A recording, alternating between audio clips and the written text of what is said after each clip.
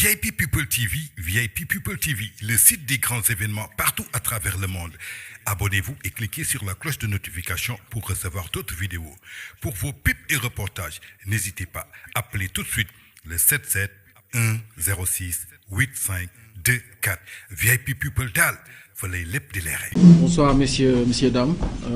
Nous vous remercions pour cette mobilisation et nous excusons pour ce retard qui est inhérent au déplacement de l'Assemblée à ici.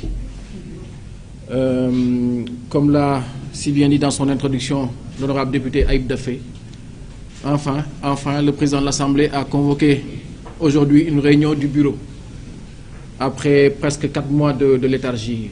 Nous avons vraiment mis la pression, vous avez vu toutes les initiatives qu'on a dû prendre pour être conforme avec la légalité, qui était que le bureau de l'Assemblée doit se réunir au moins une fois par mois.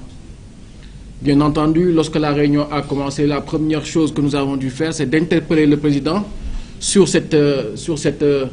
le fait qu'il n'y ait pas eu de travaux depuis 4 mois et que lui-même n'ait pas convoqué le bureau depuis lors. Sa réponse a été simplement de nous dire que c'est un problème de calendrier, point, et que nous devions nous en tenir à cela. Donc il n'a pas eu le temps de le faire ou son agenda était trop chargé. En tout cas, nous n'avons pas d'autres explications. Et ce qui est assez déplorable, puisque je pense qu'on sait tous qu'il y a largement les moyens de réunir l'Assemblée. Je pense que pour un président, l'agenda de l'Assemblée est prioritaire sur un calendrier, quel que soit son calendrier personnel ou son calendrier politique. Et cette réponse nous a à la limite choqués, mais c'est la réponse qu'on nous a servi. Et nous sommes entrés dans le cœur des débats en fonction de l'ordre du jour. Le groupe parlementaire Yewwi Askan Wi avait demandé, à la suite du rapport de la Cour des comptes sur la Covid-19, que l'Assemblée se mette aux normes, c'est-à-dire la mise en place de la Haute Cour de justice.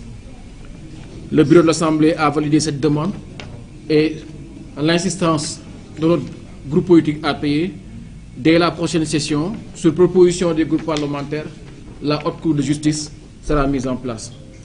Ce qui fait que le point que nous avions, la proposition de résolution que nous avions faite portant mise en accusation de certains ministres épinglés par le rapport de la Cour des comptes attendra la mise en place de la Haute Cour de justice qui ne devrait pas tarder. Nous avions aussi une autre résolution qui visait l'arrêt des poursuites contre nos camarades, contre nos collègues Massata Samb et Mamadou Niang. Bien entendu, lorsque nous avions déposé cette résolution, c'était quand il y a eu le conflit. Et l'objectif qu'on avait, c'est d'arrêter les poursuites. Aujourd'hui, ils sont encore en prison. Le fait que l'Assemblée puisse adopter ce texte-là permettra à nos camarades de sortir de prison et de continuer leur mandat parlementaire. Puisque nous sommes tous d'accord que déjà qu'ils payent un prix trop cher pour une algarade en député. Et au cours même de nos discussions, nous avons rappelé ce n'est pas la première fois qu'il y a des bagarres à l'Assemblée. Et on nous a répondu que c'est des bagarres entre hommes. Donc les hommes peuvent se battre, mais quand un homme répond à la provocation, il ne peut pas se battre. Maintenant, nous sommes en train de discuter, d'échanger, et nous ne désespérons pas de voir l'Assemblée nationale arriver à adopter cette résolution-là, qui arrêtera l'ensemble des poursuites contre nos collègues députés. Nous avions sur la table plusieurs propositions de loi. Et vous savez que en vertu de l'article 60 de notre règlement intérieur, le bureau de l'Assemblée nationale statue sur la recevabilité des propositions de loi. Les critères ne sont pas énumérés, mais on peut les comprendre en lisant les alinéas de l'article 60. C'est déposé par un député, ça n'augmente pas les charges de l'État, ça ne grève pas les recettes, ainsi de suite, ainsi de suite. Mais malheureusement, aujourd'hui, on a constaté un fait inédit, qui est que on avait carrément un commentaire politique des propositions de loi et les propositions de loi étaient rejetées en fonction de l'objectif qu'ils avaient. La première proposition de loi qu'on a traitée, c'est celle qui a été faite par l'honorable député Aminata Touré, dite Mimi, qui portait sur la limitation de l'exercice des fonctions et des responsabilités dans les institutions de la République en rapport avec l'existence de liens familiaux avec le président de la République. Le débat qu'il y a eu, c'était que d'abord, ils nous ont dit que le texte était irrecevable parce que ça n'est pas conforme à la Constitution, avant de nous dire que le texte ne sera pas recevable parce que Mimi Touré n'est plus député à l'Assemblée. On leur a dit que ça ne suffisait pas, puisqu'un député peut déposer un texte, être malade ou être absent, ainsi de suite. Ils nous ont dit qu'en l'espèce, même si le texte passe en plénière, Mme Mimi Touré ne sera pas là pour plaider le texte. Donc ce qui fait qu'au vu de ces raisons-là, la proposition de loi de Mme Mimi Touré ne sera pas recevable. Il y avait la proposition de loi faite par l'honorable député Cheikh Aliou Bey et qui portait sur la modification du code électoral, notamment sur les aspects liés à l'inscription, à la période d'inscription, c'est-à-dire les révisions ordinaires. Les commentaires qu'on a eus, c'est qu'ils considèrent que même si le texte est recevable, il remplit tous les critères, il ne passera pas, c'est-à-dire il ne sera pas soumis au président de la République, tout simplement parce qu'ils considèrent que toutes les réformes électorales qu'il y a eu dans ce pays ont été faites de manière consensuelle. Le code lui-même est un code consensuel. Donc, l'Assemblée ne peut pas adopter ou endosser des réformes du code électoral sans qu'il y ait un débat ou un dialogue entre les acteurs politiques. Ce qui est assez incompréhensible, puisque je rappelle que le rôle du bureau de l'Assemblée, c'est simplement d'analyser la recevabilité du texte et de poursuivre la procédure. Il n'appartient pas à l'Assemblée d'avoir une lecture politique ou d'avoir des considérations. À partir du moment où le texte est recevable, l'Assemblée doit conduire la procédure. Mais cette proposition de loi-là, en l'espèce, a été aussi déclarée irrecevable. Et enfin, il y avait la proposition de loi concernant la criminalisation de l'homosexualité au Sénégal. Vous savez que c'est un débat qu'on a depuis plusieurs années et que l'association And Samm Jikko Yi avait fait le travail de plaidoyer nécessaire, avait rencontré l'ensemble du groupe parlementaire pour qu'on puisse améliorer la loi de 1966 et d'avoir une loi qui, en tout cas, qualifie ce qu'on appelle d'acte contre nature. Cette loi-là aussi a été déclarée irrecevable après vote par les membres de Benno Bokk Yakaar, parce qu'ils considèrent que cette loi n'apporte rien au débat public, que c'est une valeur ajoutée insignifiante et que faire preuve de sagesse, ce n'est pas d'envoyer les gens ou de criminaliser. On a même fait un parallélisme entre la loi Latif Gueye qui a permis de criminaliser l'usage de drogue et qui fait qu'aujourd'hui, qui selon leur considération n'a fait que remplir les prisons. Aujourd'hui, ils considèrent que le sort de cette loi-là est la même et que si on doit voter cette loi-là, elle n'aura aucun impact. Au contraire, ce n'est ni courageux, ni pertinent, au vu de la situation sociale du pays, de voter une loi portant criminalisation de l'homosexualité. Donc cette loi-là aussi a été déclarée irrecevable après un vote comme on l'a fait pour tous les autres textes et qui fait qu'aujourd'hui, que les Sénégalais et l'association And Samm Jikko Yi considèrent que le texte portant criminalisation de l'homosexualité a été rejeté par la majorité mécanique de Benno Bokk Yakaar. Nous nous sommes ensuite penchés sur les demandes de commission d'enquête. Vous savez, il est important quand il y a des débats publics, quand il y a des scandales ou autres qui interpellent, qui percutent les Sénégalais, que l'Assemblée puisse s'en saisir à travers une commission d'enquête pour pouvoir dire la vérité aux Sénégalais. Et il y en avait plusieurs sur la table. La première qu'on avait, c'était le fameux contrat de 45 milliards pour l'acquisition en âme du ministère de l'Environnement, qui a été signé par M. Abdoulaye Daouda Diallo et M. Abdou Karim Sall. Il était important pour nous, et on l'a défendu, que l'interrogation, les mois que cela suscitait au niveau de l'opinion, était important qu'on puisse en débattre et que le ministre vienne s'expliquer. S'il considère que ce contrat est en bonne et due forme et c'est un besoin avéré du pays, l'expliquer aux Sénégalais. Mais malheureusement, on nous a demandé de passer automatiquement au vote et l'Assemblée considère qu'il n'y a pas nécessité de faire une commission d'enquête sur ce contrat en armement. Il y avait la proposition de résolution pour une commission d'enquête parlementaire déposée par l'honorable député Mamadou Lamine Diallo et qui portait sur le building administratif. Vous savez, ce building-là, au départ, on nous avait dit que c'était une rénovation qui allait coûter 17 milliards. Au finish, les travaux ont coûté plus de 50 milliards. Après les travaux, après réception, après inauguration, un incendie s'est déclaré mystérieusement et a entraîné encore des travaux à n'en plus finir. L'Assemblée, à travers l'honorable député Mamadou Lamine Diallo, considérait qu'il était important de faire une commission d'enquête puisqu'on ne peut pas engager autant de ressources sur un bâtiment qui n'est toujours pas disponible on ne peut pas engager autant de ressources sur un bâtiment qui a fait l'objet simplement d'une rénovation. Mais on est passé au vote et la majorité de Benno Bokk Yakaar considère qu'il n'y a pas d'enquête, qu'il n'y a pas d'information, qu'il n'y a pas de vérité dans ce dossier concernant le building administratif. Il y avait une demande de commission d'enquête déposée par l'honorable député Cheikh Abdou Mbacké qui portait sur les 200 milliards issus de l'exécution des missions de la CREI. Et selon le listing qu'on avait et qui était le flux des informations qu'on avait reçues, il était important aujourd'hui qu'on puisse savoir est-ce que ces montants ont été recouvrés et où sont allés ces montants. Je pense que on peut acheter quelques-uns, les tickets d'entrée de Dubaï pour 37 milliards, la reprise de Africa Enling, les dettes d'Abbas Jaber, les comptes bancaires de Karim Wade, les fameux 8 milliards, les 3 milliards de Taïbou Ndiaye, les 47 milliards de Aïda Nyong, tout cet argent, toute cette manne financière qu'on nous a présenté comme une mobilisation de la CREI, on avait envie d'avoir plus d'informations, de savoir où est-ce que cet argent est allé, qui les a mobilisés, où est-ce qu'on les a déposés.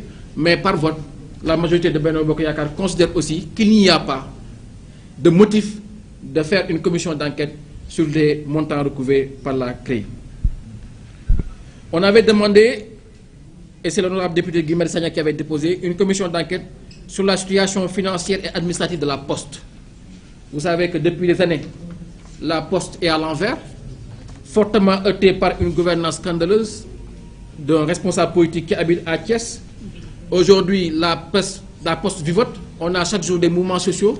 Il était important pour l'Assemblée de faire une enquête parlementaire sur le fleuron de l'administration sénégalaise qui est la Poste.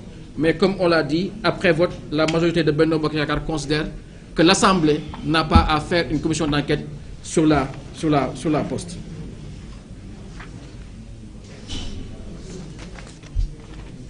L'honorable député Mamadou Lamine Diallo avait aussi déposé une demande de commission d'enquête parlementaire sur la pêche, en partant bien sûr du livre de M. Cheikh Yérim Seck. M. Cheikh Yérim Seck avait fait état de scandale, d'une démarche qui avait permis de contourner les licences de pêche.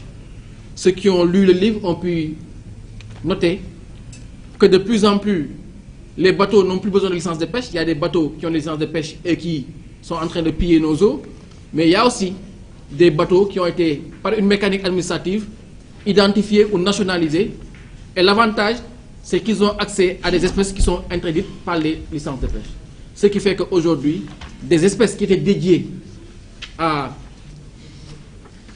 la nutrition des Sénégalais, comme les yaboy autres, ont tendance à disparaître. Puisque cette démarche de nationalisation permet à ces bateaux-là d'avoir accès à nos eaux et de pêcher n'importe quelle espèce. Il était important, au vu de la situation qu'on avait, et c'était d'autant plus pertinent, puisque vous avez vu aujourd'hui ce qu'on a vu entre les pêcheurs de Kayar et de Gendar et de Mboro, et qui sont des signaux qui nous montrent que c'est un secteur qui est profondément en crise. Et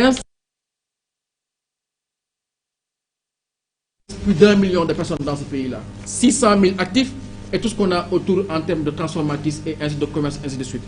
Donc c'est un secteur important pour notre économie, qui est fortement impacté, mais malheureusement l'Assemblée n'aura pas la possibilité d'avoir la vérité sur ces licences de pêche-là, d'avoir la vérité sur ces bateaux battant pavillon sénégalais, parce que la majorité mécanique de Benno Bokk Yakaar, par vote, considère qu'on ne peut pas aller plus loin sur cette problématique-là.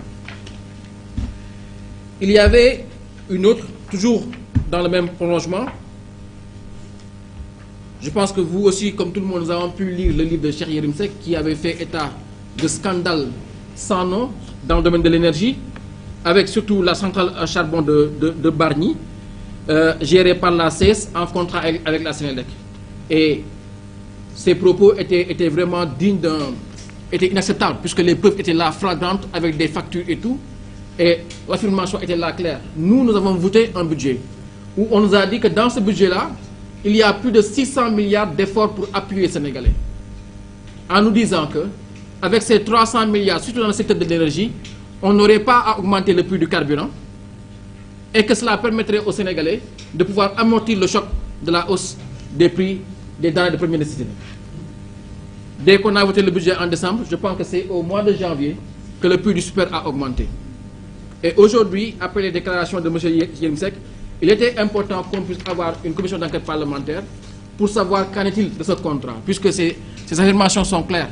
Si on arrive à évaluer les impacts de ce contrat-là, il est bien évident que l'État n'avait pas besoin de mettre 300 milliards dans l'énergie, puisque les détournements dans ce secteur-là peuvent largement compenser ses besoins financiers. Mais après vote, on a considéré qu'il n'y avait pas à aller plus loin et à faire une commission d'enquête parlementaire. Il y avait aussi une commission d'enquête parlementaire sur les DIPAS, c'est-à-dire les autorisations d'importation de produits alimentaires qui sont faites à certains entrepreneurs sénégalais, notamment sur la question du sucre.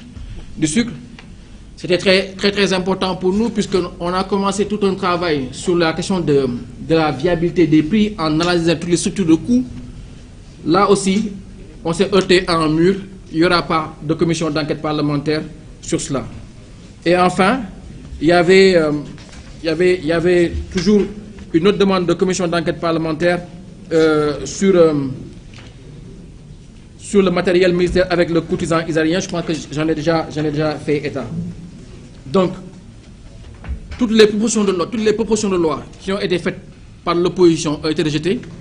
Toutes les demandes de commission d'enquête parlementaire ont été rejetées. Donc, ce qui fait qu'aujourd'hui, on peut considérer que c'est vraiment notre rôle de contrôle de l'action gouvernementale qui a été bloqué, et qu'aujourd'hui, véritablement, l'Assemblée devra se contenter de quelques questions orales, questions écrites ou de questions d'actualité, puisque le code de conduite qui devait être déterminé aujourd'hui a été renvoyé à la réunion des présidents de groupes parlementaires. Mais notons et retenons que le cœur de l'action parlementaire, qui est le contrôle de l'action du gouvernement, n'aura pas sa réalité dans cette législature-là. En tout cas, Benno Bokk Yakaar n'est pas enclin à débattre, n'est pas enclin à parler des dossiers, n'est pas enclin à informer les Sénégalais sur les sujets qui les importent, qui les intéressent, et comme vous l'avez vu, qui ont été déposés par les députés. Notre interrogation a été beaucoup plus forte, puisque le bureau de l'Assemblée n'a pas vocation à avoir un avis ou un avis politique ou autre sur les textes qui sont déposés. Nous devons juste analyser la recevabilité et transférer le texte au président. Mais aujourd'hui, on considère qu'on est entré dans une nouvelle ère où le parlementarisme de blocage existe, et ça a été inventé par Benno Bokk Yakaar. VIP People TV, le site des grands événements partout à travers le monde. Abonnez-vous et cliquez sur la cloche de notification pour recevoir d'autres vidéos. Pour vos pips et reportages, n'hésitez pas, appelez tout de suite le 77 106 85 24. VIP People daal fa lay lépp di leere.